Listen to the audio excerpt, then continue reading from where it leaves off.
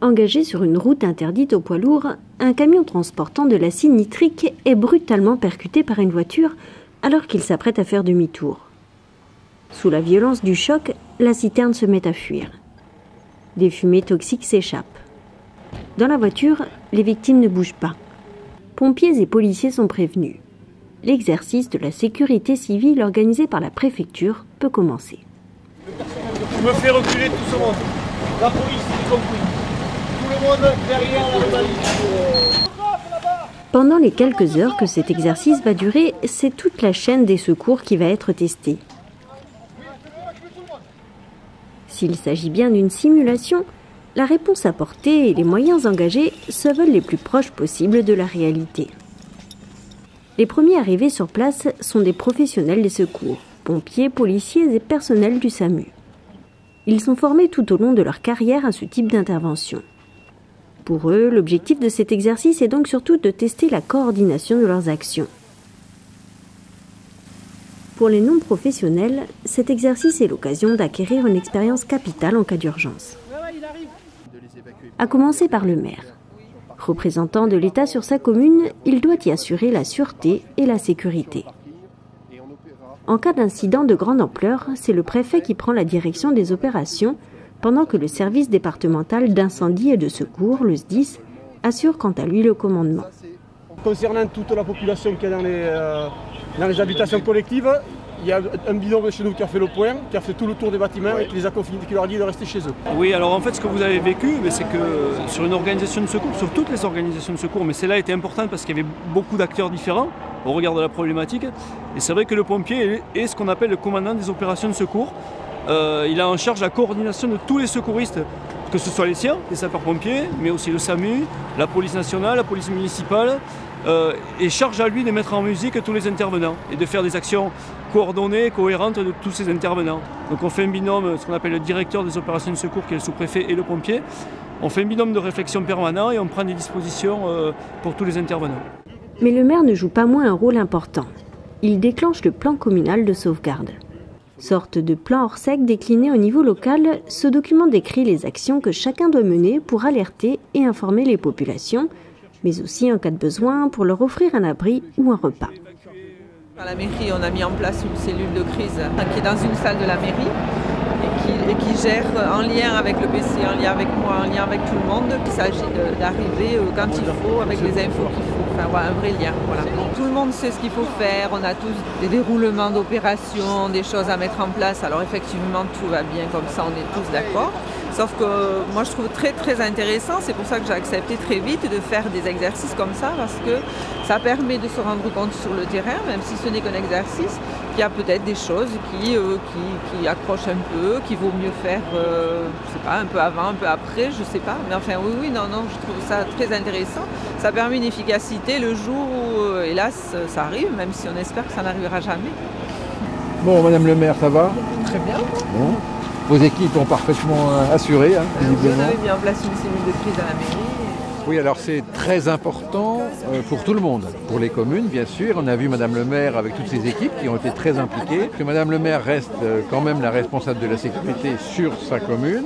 Deuxièmement, tous les services municipaux connaissent parfaitement et sont là pour intervenir en matière de sécurité, en matière de circulation, en matière d'intervention technique. Et puis c'est eux qui ont la connaissance des lieux. Donc nous on arrive finalement sur des lieux qu'on ne connaît pas bien, alors qu'eux ont une parfaite connaissance. S'il y a des réseaux qui sont pollués, ils savent lesquels. S'il y a des personnes qui sont en difficulté, par exemple respiratoires, ils savent lesquels. Donc on sait exactement où intervenir grâce à eux. Donc c'est absolument fondamental.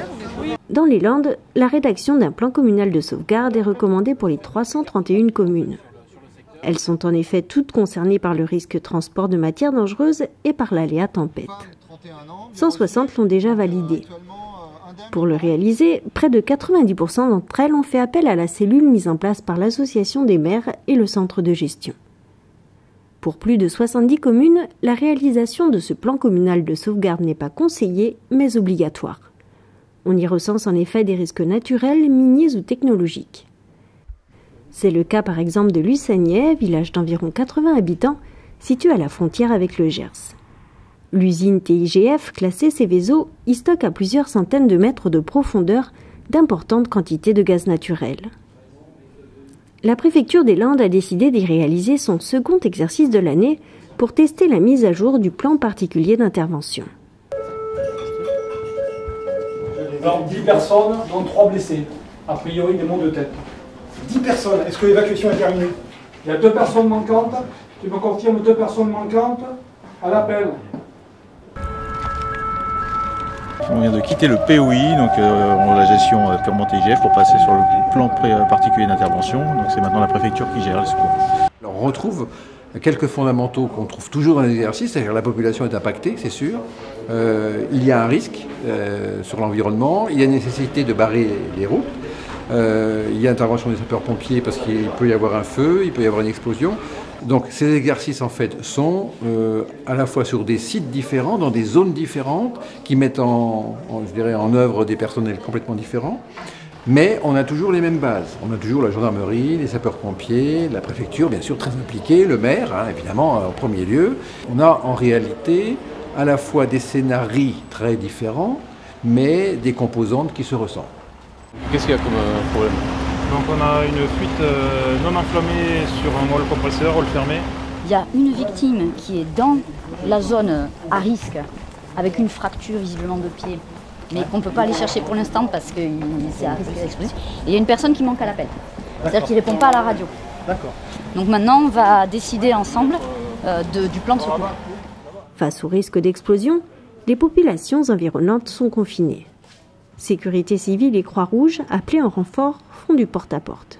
C'est une occasion pour nous de rappeler un petit peu toutes les conditions à faire en tant que population. Si une catastrophe devait se produire, quelle devait être la réaction de la population. Tout comme à Saint-Paul-les-Dax, le maire de Lussagnet a déclenché son plan communal de sauvegarde.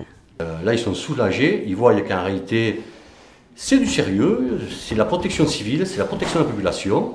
La population était prévue en amont qu'il y avait un exercice, le petit type d'incident, de manière il n'y ait pas d'affolement au niveau de la population. Ils ont pris conscience des risques qu'il pouvait y avoir sur la commune lorsqu'on a distribué le DICRIM. Donc voilà, que je vous présente ici.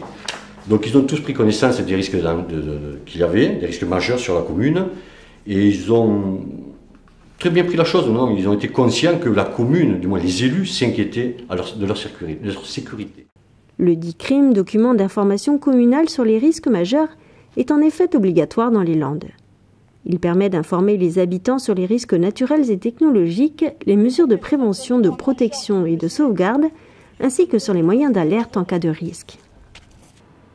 Ces exercices sont pertinents grâce aux retours d'expérience qui se font d'abord à chaud, puis entre les services pour étudier les freins et les éventuels dysfonctionnements.